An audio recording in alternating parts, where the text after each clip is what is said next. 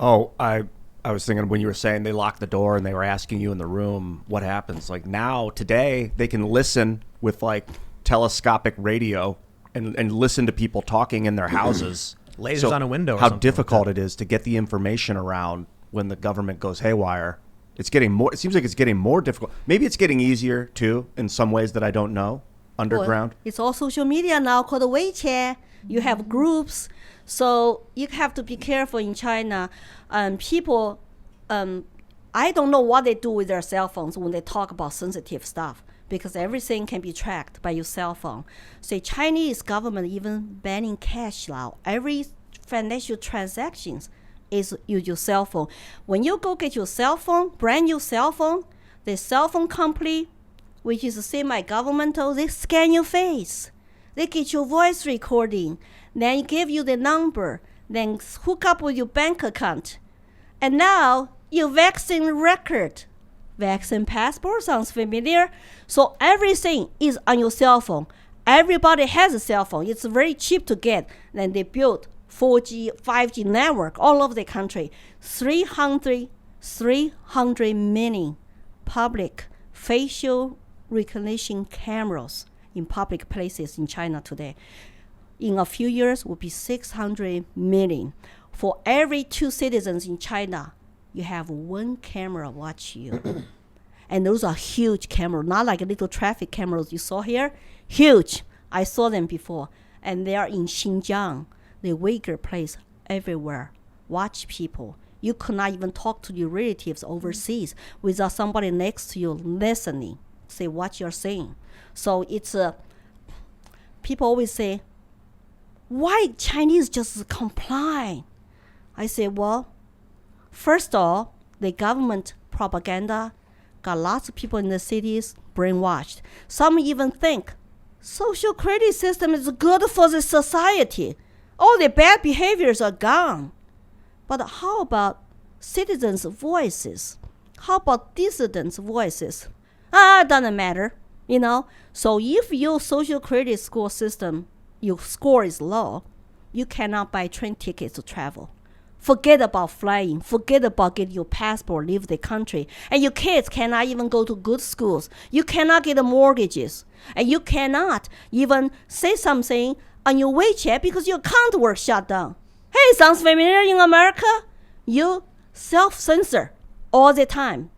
Don't say anything, then you will get shut down. Or your score will be low. You cannot get a job. Your kids cannot get the health care benefits, cannot go to good school. Now they're forcing people getting vaccinated, and everybody has to, no exceptions. And some people will cross the firewall, which is the internet blocker, use a VPN and watch my video interviews. Maybe hopefully they will watch this one too. And they will tell me, Lily, please tell Americans, don't let America to becoming like China, because we have a hope in China if America is free. And you tell them, don't become like us. You speak for us voiceless people in China. Every time when I get a message like that, I'm just like so moved, touched. It gave me more courage to continue to speak up, same way I do here. So you came to America, and it was a lot better, and you had you got married, you had kids, you had a good life. At what point did you start to see the signs in America that was similar to what was happening with the Communist Party in China? I was very naive. When I first come to this country, I feel so happy, so free, even though I did not have money, did not speak English. I just focused on school, English, culture, and of course, dating John. We got married 18 months later. Once we got married, we focused on our graduate degree. We finished graduate degree, took him back to China. I was pregnant with our first son. Boom, boom, boom. Things happened very quick. So guess what happened?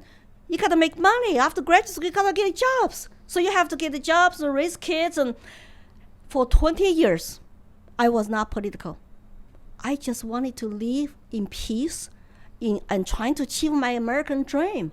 My husband had student loans. We were even sent to Hong Kong, worked there for 2 years, and he paid off all his student loans with my help. I got a full-time job too, doing international trading in Hong Kong, 1996 to 98. I love Hong Kong. It's so sad what happened today.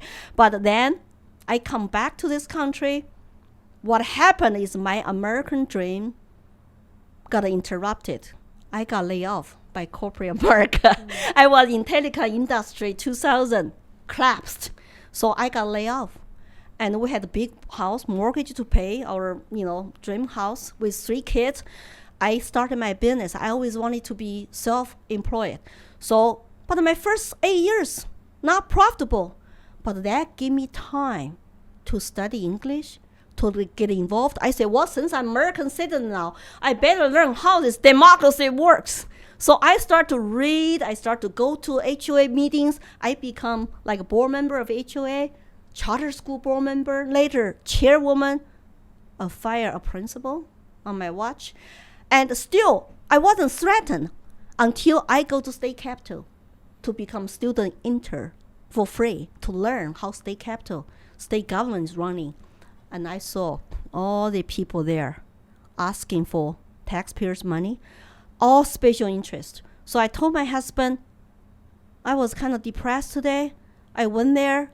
Nobody represent us, middle class, working man, woman who pay taxes, raise family. All special interests. Lots of bureaucrats there representing their special interest organizations, government agencies. But I still was focused on my business, trying to make money. I got even involved 2008 in real estate. The only reason I woke up is I was independent for many years. I become Republican. And on 2008, when crash happened, when banks were bailed out, I got really upset. Free market failed. Now we need to bail the banks. TARP money, remember? They bail out. And then all the Patriot Act start to track American citizens, privacy. It's like, something's not right here. And I start to have better English, read the books, and study history. And I even read this book, really opened up my mind, called Free to Choose. Free market economics, Milton Friedman. Then later, the Atlas Shrugged. It's like all that I never heard those ideology before. I only know 2 parties. I only know government do some, government do this, government help us. I never thought about there were other options. It's called free market, free enterprise, and private charity, and the private community individual help each other. So I start changing. I start to go into some different kind of meetings, and then the more I got involved with politics, the more scared I become. Why are people using Marxist terms in this country? Why are they talking about government should be bigger and bigger and the free stuff, give people free stuff and turn people rely on government? You know how dangerous that is when you rely on government? They take everything away overnight. They enslave you. They track you. You do what I say. Oh, I don't give you food. I don't give you health care. I don't give you schooling.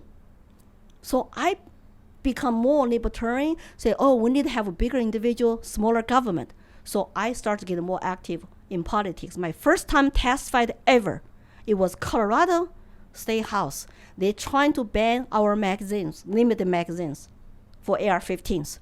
So I went there, testified 2013, even wrote my first opinion piece published to say, we don't want this here.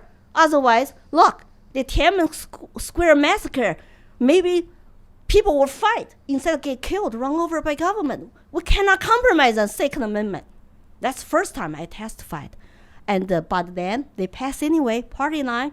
So I become liberty activist ever since 2014. I run for State House in Colorado.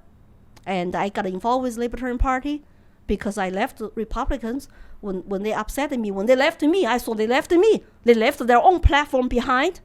And I just care about our liberty. I don't care about all those politician rhetorics. Then I run again 2016 because 2016 running for U.S. Senate gave me unlimited time to talk about my stories, to get interviews like this in Colorado. And I thought, wow, actually, whenever I go tell my stories, people give me big hands. I need to do more of this. They obviously want to know more about my stories, what happened to us. So I volunteered to be speaker in the classrooms for middle school, high school, college students. So I had a sponsor called the Victims of Communism Memorial Foundation based in DC. I'm on their speakers bureau. So students, teachers, principals could request, oh, we need an eyewitness of communism from China to speak to us. Then boom, I will fly there, go to their classroom, teach students.